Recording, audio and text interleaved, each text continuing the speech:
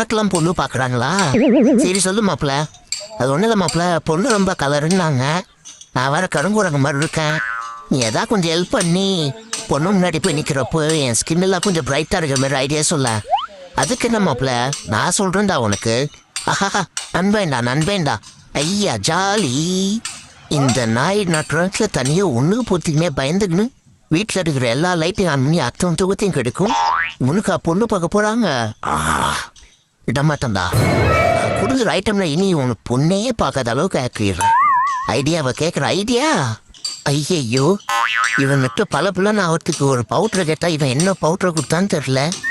ஓட்டம்புலாம் அடிக்குது. முதுகு சொரியத்துக்கே நேரம் சரியா இருக்குது.